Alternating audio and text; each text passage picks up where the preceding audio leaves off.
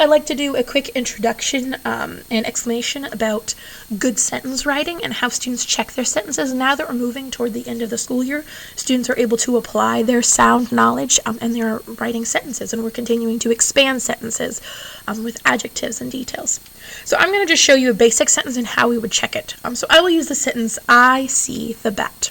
So we're going to start with I, that's a high frequency word we know. I, we use a finger space, I, S-E-E-C, I see, finger space. The, T-H-E, I see the bat. Ooh, I'm going to pound and tap that because it's not a high frequency word. Bat, B-A-T, bat. First sound, B-B, I know the spelling is B. A-A-A, T-T-T.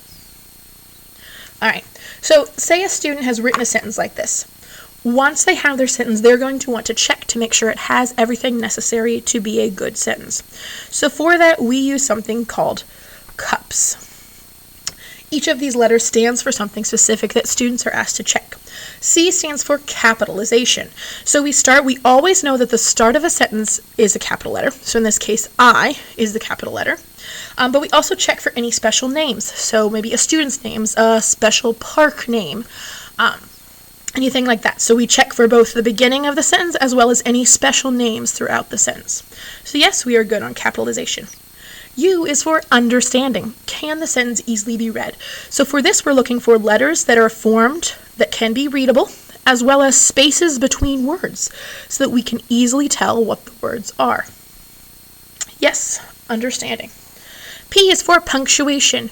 We know that punctuation happens at the end of a sentence, and we have learned 3 different kinds. So we have the question mark, if it's a question, exclamation point, if it's with excitement, and a period, if it's a statement or just saying something. In this case, the period is being used because it's simply saying, I see the bat.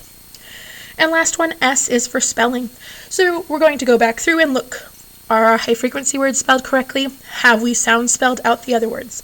I, yep, S-E-E-C-T-H-E, the, B-at, bat. Yep. Each of those makes sense to me. So we check with cups. Anytime we want to check to make sure we have all the parts of a sentence. This is kind of what we're doing with when students are just given a sentence or trying to create it on their own. I will quickly show you. You might start seeing these come home as well. This is in the class a dictation sentence. So this is when this one would be the student has created the sentence. They're going to check it on their own. Sometimes a student is given a sentence out loud and they have to write out the sentence, and then they also use cups to check it. So you'll see a few extra markings here. This mountain reminds them capital at the beginning. And then if you see these double lines, those are high frequency words or our red words.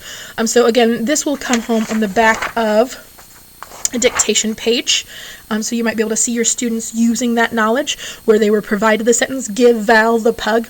They had to use their knowledge to apply it, and then again, they check it with cups.